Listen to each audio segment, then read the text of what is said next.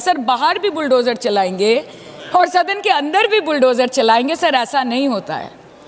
ये ताकत की बुलंदी भी पल भर का तमाशा है सर, कि ये ताकत की बुलंदी भी पल भर का तमाशा है। जिस डाल पे बैठे हैं वो टूट भी सकती है, जिस डाल पे बैठे हैं वो टूट भी सकती है। इसलिए ख्वाब जरूर देखिए, लेकिन ख्वाबों में घर बना के रहने की गलती मत कीजिएगा। सर आज 303 से ज्यादा एमपी आपके हैं, 2000 से ऊपर एमएलए आपके हैं, 21 राज्य आपका है।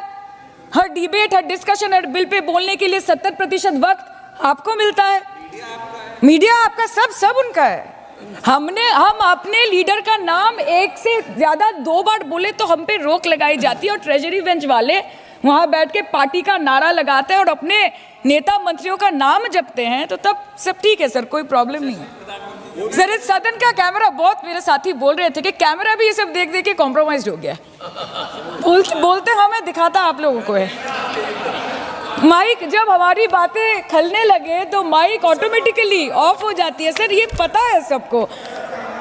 मैगजीन दिखाना, किताबों से कोट करना राहुल जी, अखिलेश जी, अभिषेक जी को अलाउड नहीं है, पर ब्लू आइड बॉय को अलाउड है सर, अलाउड है सर। मैं नाम नहीं ले रही हूँ, अच्छी बात बोलिए। आप सही कहते हैं सर कि देश देख रहा है, देश सच में देख रहा है कि कैसे ऑपोजिशन आ भी करती है तो हो जाती है बदनाम, और वो कत्ल भी करते हैं तो चर्चा नहीं होता। और हम मानते हैं कि एलओपी का सलाहकार कोई नहीं है सर, परंतु प्रधानमंत्री जी का सलाहकार बनके उनको सदन में आने से रोक दिया ये कहकर कि महिला सांसदों से उनको खतरा है। सर आपने तो हमको देशवासियों के सामने आतंकवादी बना दिया, और जबकि असली आतंकवादी इस देश में साइकिल चला के घुस जाते हैं और पैदल वापस चले जाते हैं, आप उनको रोक नहीं पाते।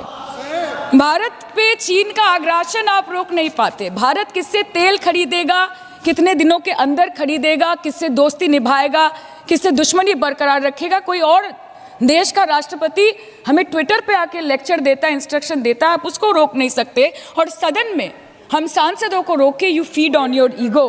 सर कृपया इतना भरोसा रखिए कि लड़ाई नीतियों की है, विचारों की है, आपके और हमारे परिवारों की नहीं, इस देश के लोगों के अधिकार की है। हाँ लड़ते हैं हम आपसे, हम लड़ते हैं आपसे, संविधान हाथ में लेके लड़ते हैं, हाथ में हमारे तलवार नहीं है सर।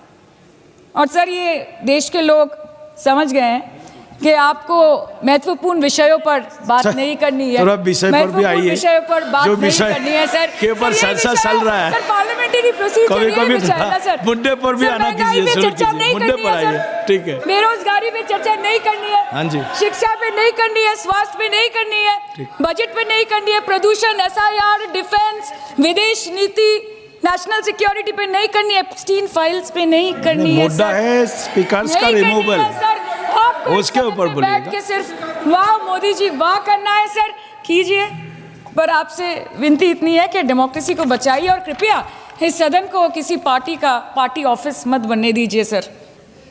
मैं यहाँ पर बैठे सबसे पूछता हूँ, क्या आदिवासियों के ऊपर कोई खतरा है? आज तो देश की राष्ट्रपति आदिवासी समाज से आती है, एक महिला है, हमें इस बात पे गर्व है, हमारी पार्टी ने मौका दिया है। और यही नहीं, लेकिन दुर्भाग्य यह है, ये तृणमूल कांग्रेस वाले अगर पश्चिम बंगाल में राष्ट्रपति जी गई, कभी स्थान बदल दिया, कभी लोगों को आने नहीं दिया, उनके लिए मुख्यमंत्री भी नहीं गई, उनको अपमानित करने का काम किया, तो तृणमूल का अरे लोकतंत्र में चुनाव आएंगे जाएंगे, लोकतंत्र में चुनाव आएंगे जाएंगे, लेकिन आप संवैधानिक संस्थाओं के संवैधानिक पदों पर बैठे व्यक्तियों को अपमानित करोगे तो देश आपको कभी माफ नहीं करेगा, कभी माफ नहीं करेगा।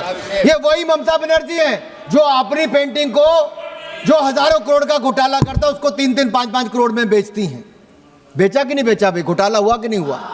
आपके लोग एक नहीं 12-12 लोग इनके जेल में गए तृणमूल कांग्रेस के। ये क्या करते? यही नहीं, कमिश्नर को बचाने के लिए सड़कों पे ममता बनर्जी उतरी, और अब जब जांच एजेंसियां इनकी जांच कर रही थी भ्रष्टाचार की, तो उसके खिलाफ तृणमूल कांग्रेस की मुख्यमंत्री ममता बनर्जी सड़क पे उतर आई, हाथापाई छीनपानी कर ली। ये किस तरह के? सुप्रीम कोर्ट चले गई एसआईआर के खिलाफ। एसआईआर किसके खिलाफ है? एसआईआर उसके खिलाफ है जो भारत के नागरिक नहीं है, जिनको भारत में वोट देने का अधिकार नहीं है। क्या आप चाहते हो विदेशी घुसपैठियों को वोट का अधिकार मिले? मुसलमान जो रोहिंग्या मुसलमान है उनको वोट का अधिकार मिले, और आप चुनाव जीतो इलेक्शन कमीशन ऑफ इंडिया को संविधान ने अधिकार दिया है और इलेक्शन कमीशन ऑफ इंडिया वो ठीक कर रहा है अगर ऐसी जांच कर रहा है तो। और मैं एक कहूंगा, आपके समय तो आपने चंगू मंगू को इलेक्शन कमीशन लगाकर इलेक्शन कमीशन ऑफ इंडिया को पंगू बना दिया था। चंगू मंगू क्यों कहता हूं? एक को इलेक्शन कमीशन में लाए तो बाद में आपने मंत्री बनाया कि नहीं बनाया? MS गिल जी को टॉयलेट से खबर करता था। और वो नवीन चावला था जो टॉयलेट से खबर करता था। संजय जी, वो नवीन चावला था। नवीन चावला टॉयलेट से लीक करता था। रिमोट कंट्रोल से आप प्रधानमंत्री मनमोहन सिंह को भी चलाते थे और रिमोट कंट्रोल से इलेक्शन कमीशन को भी चलाते थे। आप अपने समय 12-12 पदों पर खाली छोड़कर देश का आर्मी चीफ अपने रिश्तेदार को बनाते थे। 4-4 जजों को सीनियरिटी में छोड़ के चीफ जस्टिस ऑफ इंडिया बनाते थे। जिसको दिल करे जहां दिल करे नियम तोड़ते थे और आपको कोई पूछता नहीं था। आप संविधान को भी तोड़ने का काम करते थे। मैं इतना ही कहूंगा, हमारे स्पीकर महोदय ने इतना शानदार प्रदर्शन किया है कि आज नए रिकॉर्ड बनाए हैं, लेकिन दूसरी तरफ राहुल गांधी जी का रिकॉर्ड भी है जिन्होंने 2-2 सदनों में 14वीं 15वीं लोकसभा में तो एक प्रश्न भी नहीं पूछा, 0 प्रश्न पूछा था। कमेटी की मीटिंग में 20% हाजिरी नहीं है, सदन में 50% टाइम नहीं आते हैं और सदन को गुमराह करके अविश्वास प्रस्ताव हमारे ओम बिरला जी के खिलाफ लाते हैं। मैं एक बात जरूर कहूंगा, जो कहते हैं कि पीएम बनना उनका जन्मसिद्ध अधिकार है, भारत की राजनीति में कोई कौसा नौतरा नहीं है। कौसा नौतरा जैसे विरासत में मिलने वाली कोई व्यवस्था नहीं है जहां सत्ता के कुछ लोग निजी संपत्ति, और मैं इटली की बात कर रहा हूं। कौसा नौस्त्रा का मतलब है आवर थिंग।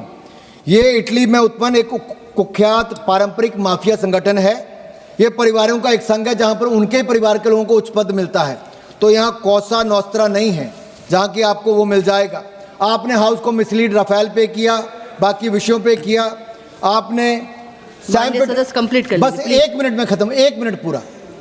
आप सैम पिट्रोडा की बात सुनते, वो सैम पिट्रोडा जो कहते 84 में जो हुआ सो हुआ, यानी कि सिखों का कत्लेआम हुआ तो हुआ। ये कैसी बात है? आपने जिद करके सनक के आगे अपने पूरे हाउस को गुमराह करने का काम किया।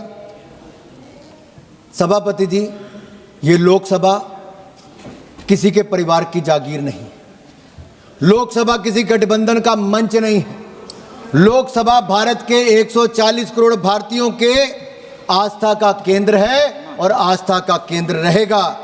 इस आस्थाओं को कमजोर करने की कोशिश आपने इमरजेंसी में भी की, संविधान संशोधन में भी की, बार बार भारत पर प्रहार करके भी की। तब भी देश झुका नहीं, देश डरा नहीं, देश ने आपके खिलाफ वोट दिया। आज भी सदन चलेगा, नियमों से चलेगा, संविधान बचेगा और संविधान से ही देश आगे चलेगा।